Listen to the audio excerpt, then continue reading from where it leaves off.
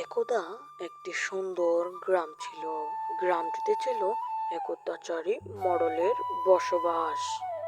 মোড়ল একদিন তার গ্রামের এক চাষার ঘরে যায় আর বলে, কি রে, তুই নাকি কয়েক মাস ধরে চাঁদা দিতে পারছিস না, তো কেন দিতে পারছিস না?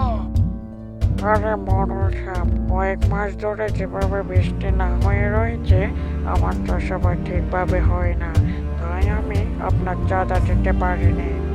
অত কিছু আমি বুঝিনি, তুই আমার চাঁদা দিতে পারিস নাই, তাই আমি তোর ওই 2 বিঘা জমিটি আমার নামে লিখে নিয়েছি। অমন করবেন না। প্রচন্ড নিষ্ঠুর মোড়ল কৃষক মরহুমের কোনো কথা না শুনে হেঁটে হেঁটে চলে গেল। এভাবেই মোড়ল গ্রামের মানুষের জমি ধন লুটে নিতে লাগলো।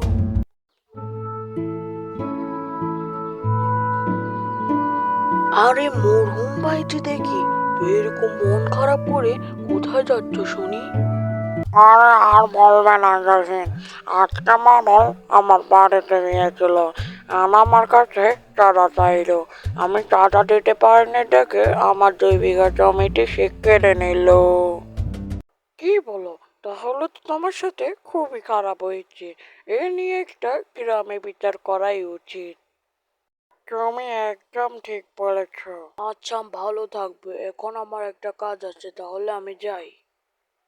এই বলে দুজন চলে গেল।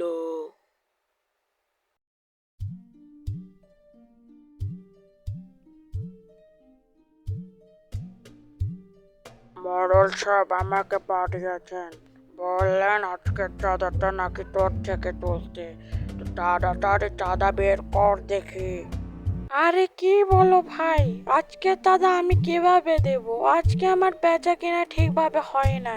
অত কিছু আমি বুঝি না, তুই চাঁদা দিতে না পারলে এ দোকান থেকে পটাপট উঠে যাবি, তাছাড়া আর কিছু করার নাই। না না, এরকম করো না, আমি চাঁদা দিচ্ছি। আমি যদি দোকান থেকে উঠে যাই, তাহলে আমার পরিবার পরিজন চলবে কিভাবে, তুমি বলো। এই তো, এবার লাইনে এসেছিস ঠিকই।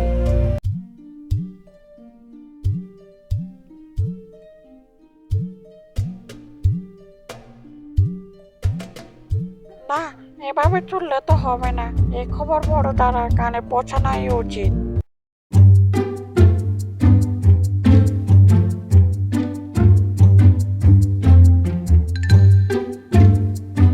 বড় দাদা, ও বড় দাদা, বাড়ি আছো নাকি?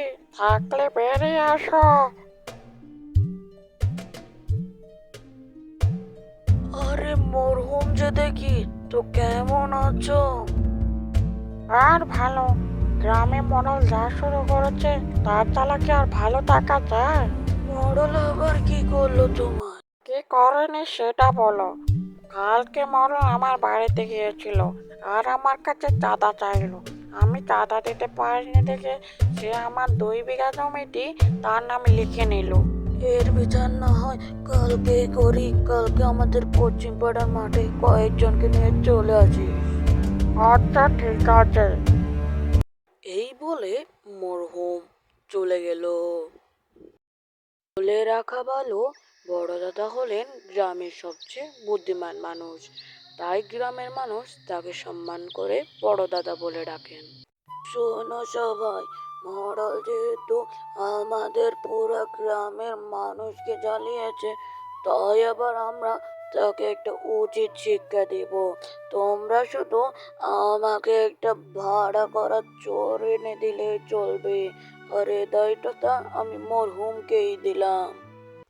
তারপরে রাত হলো, আর মরহুম বড় দাদার কথা অনুযায়ী বড় দাদাকে একটা ভাড়া করা চোর এনে দিল।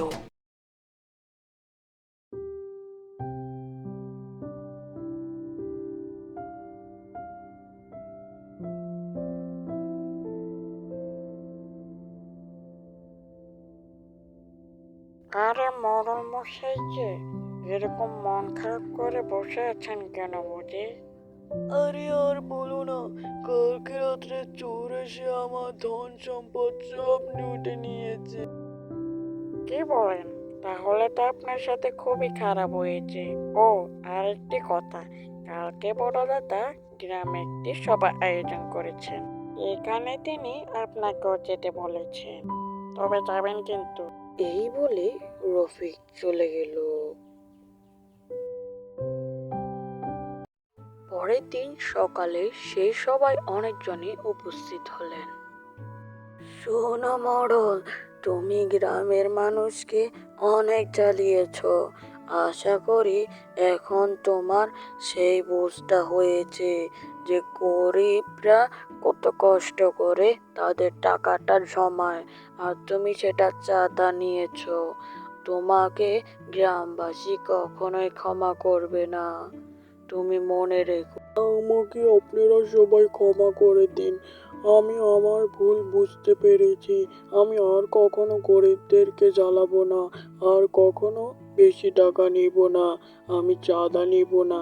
চাঁদা নিতে কাউকে দেখলে আমি সেখানে বাধা দেব। আপনারা প্লিজ আমাকে সবাই ক্ষমা করে দিন। ঠিক আছে, আমরা তোমাকে ক্ষমা করতে পারি এক সত্যিই।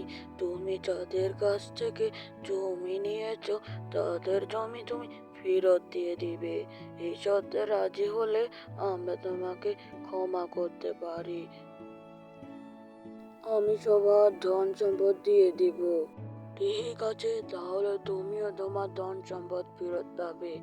আসলে কালকে আমরা সবাই মিলে তোমার বাড়িতে চোর পাঠিয়েছিলাম, আর সেই চোর সব জিনিসপত্র আমাদের কাছে এনে দিয়েছে। এগুলো শুধু তোমাকে বোঝানোর জন্য। তুমি তোমার ধন ফিরে পাবে। আপনাকে অসংখ্য ধন্যবাদ বড় দাদা, আমার এই ভুলটা শুধরানোর জন্য। না হলে তো আমি কত বড় অন্যায় করে ফেলছিলাম। আপনাকে সত্যিই ধন্যবাদ। এইভাবে মৌসুপুর গ্রামের মানুষরা তাদের ধন সম্পদ এবং শান্তি দুটোটাই ফিরে পেল বড় দাদার কারণে।